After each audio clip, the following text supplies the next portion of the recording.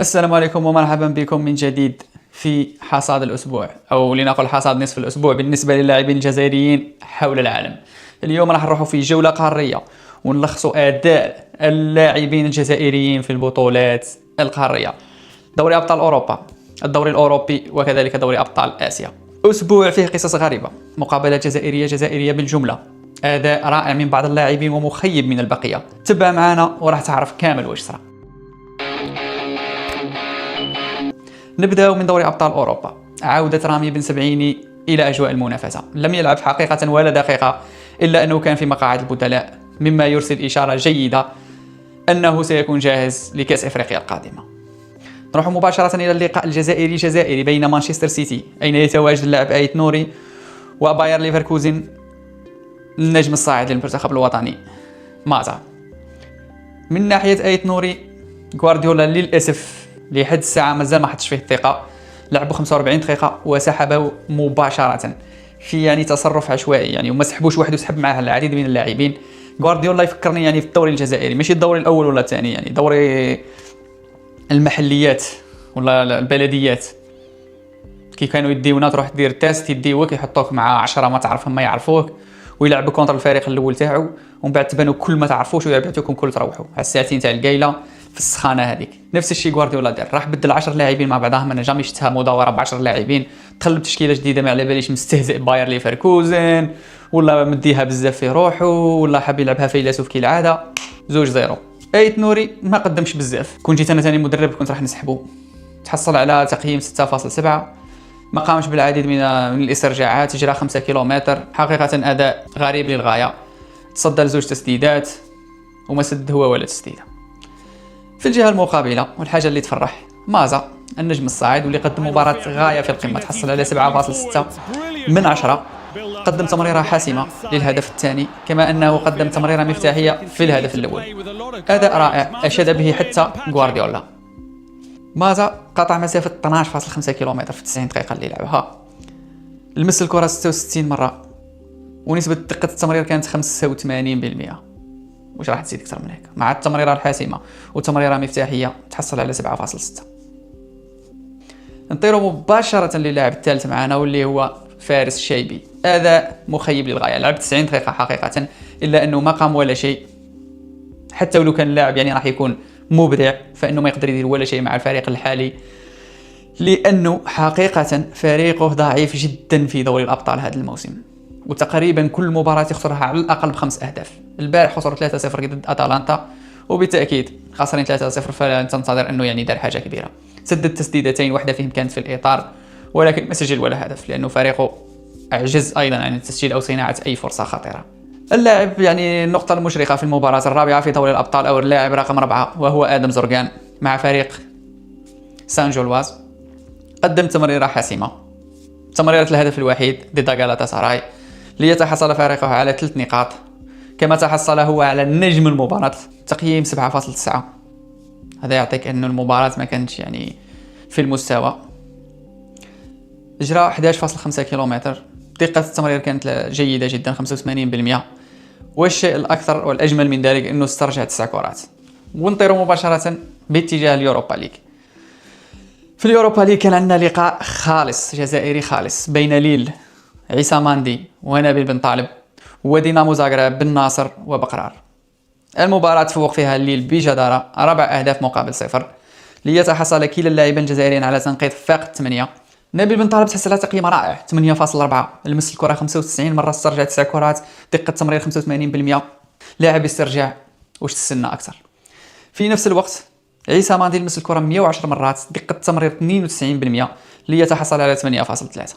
أداء خرافي من كلا اللاعبين. في الجهة المقابلة فريق دينامو زاغرب لم يقم بأي شيء، وكما غاب بن ناصر عن هذه المباراة، فإن بقية اللاعبين غابوا تماما عن هذه المباراة رغم حضورهم فوق أرضية الميدان، بمن فيهم بقرار، واللي تحصل على 6.4، لمس الكرة فقط 30 مرة خلال 60 دقيقة قبل أن يسحبه المدرب في الدقيقة 61. من جانبه، وخبر مفرح لعشاق المنتخب الوطني، هشام بوداوي يعود مجددا إلى الميادين، ولعب 22 دقيقة لم تشفع لفريقه في العودة بالنتيجة، وخسر المباراة 3-0 كما كانت قبل دخوله. ما لمسش الكرة كثيرا، ما صنعش فرص كثيرة، إلا أنه الحاجة المليحة أن راح نحتاجه بزاف في كأس أفريقيا القادمة، وهو خيار جيد وجيد جدا للمدرب بيتكوفيتش. حاج موسى قدم مباراة نقولوا لا بأس بها، نقولوا 4 مراوغات ناجحة، 3 فرص خطيرة، تقييم 7.1. رغم ذلك فريقه خسر أمام سلتيك 3-1 ونخنقوهم في الدفاع وما خلوهمش يتحركوا. حاج موسى حاول صناعة الفارق إلا أنه ما قدرش، ويبقى هذا اللاعب يعني يطرح تساؤل كبير كبير. مستوى خرافي إلا أنه مانيش نشوف فيه قاعد يتطور صراحة، أنه لاعب مزاجي للغاية. يعني المباراة هذه يقدم لك مباراة خرافية ويحرز لك الأهداف، المباراة الجاية تلقى المستوى تاعو طايح. عنده مشكل في الإنهاء وفي اتخاذ القرار في الدقيقة الأخيرة، أناني للغاية أمام المرمى، ولكن دائما يتحصل على تنقيط مليح، وهذا اللي نحوسوا عليه. ونروحوا ليونغ بويز اللي خسر المباراة 2-1. إلا أنه الخصم يعني ما كانش يساهم به. أستون فيلا فريق قوي جدا في إنجلترا، فما بالك في دوري الأبطال ضد فريق سويسري.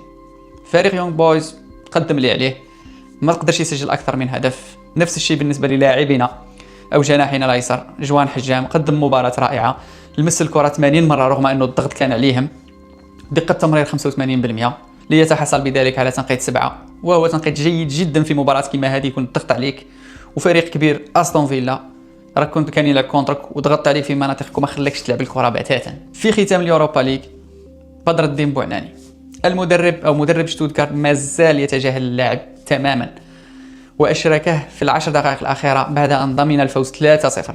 رغم ذلك بوعناني لم يتأخر وأصر أن يضع بصمته في المباراة ليسجل الهدف الرابع ليتحصل على تنقيط 7.6. لمس فقط 10 كرات بدقة تمرير 70%، يعني خسر 3 كرات. يحسب له، ربما ستشفع له في قادم المباريات وتفرض على المدرب أنه يلعبه أكثر ليفرض نفسه ويرجع بقوة للمنتخب الوطني. في الوقت الحالي ما نشوفش عنده مكانة خلاص في المنتخب الوطني، لأنه موش يلعب بتاتا ومازال صغير. هتقول لي كيفاش صغير؟ لاعبين أصغر منه راهم في منتخبات وطنية عالمية. نقول لك هذا هو الفرق في العقلية. لاعبين في الأوروبيين يمين يامال عندهم عقلية اللي تخول لهم يلعبوا في الفريق الوطني بدون ما يخافوا، وكذلك في فرقهم ما يغادروش الملعب إلا في دقائق أو عند الحاجة أو عند الإصابة. في الجهة المقابلة بوعناني يدخل ما يقدم ولا شيء، يلعب 10 دقائق كل 15 يوم، شوط في كل شهر، أداء غير ثابت صراحة. كي تقارنوا مع اللاعب المغربي اللي معاه خنوس راح تشوف فرق كبير وراح تشوف مساهمات مختلفة خلاص.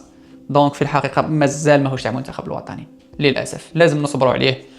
يظهر أنه سيكون لاعب مثالي، نتمنى ما يضيعش كما ضاعت العديد من المواهب الجزائرية. نروح مباشرة الآن إلى دوري أبطال آسيا، وين كان عندنا 3 لاعبين. مواجهة الأولى رياض محرز ضد الشارقة الإماراتي، مباراة للنسيان كالعادة. آونة الأخيرة رياض محرز ما يقدم ولا شيء، لا مع فريقه ولا مع الفريق الوطني. تنقيط 6.7، وربما نقدر نقول لك ما يستاهلهاش أصلا.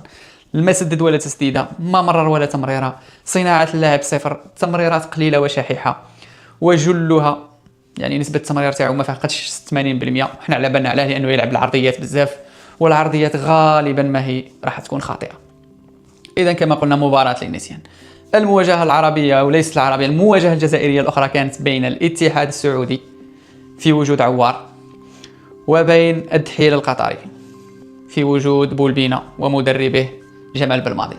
هذه المباراة جمال بالماضي أكد فيها باللي راهو مدرب محنك، تمكن من الفوز على فريق الاتحاد العالمي 4-2. والأجمل من ذلك على بالك شي هو بولبينا سجل ثلاثية في شوط ليقضي على أحلام الاتحاد من الشوط الأول. سجل بكافة الطرق وأجمل اللقطات، قام ب9 مراوغات 7 منها ناجحة، سدد على المرمى أو في داخل الإطار المرمى 5 كرات 3 منها كانت أهداف ولا أروع. هدف من تسديدة صاروخية من خارج منطقة الجزاء، هدف آخر من انفراد من نصف الملعب، والهدف الثالث بعد مراوغة عالمية للمدافع على الجهة اليسرى.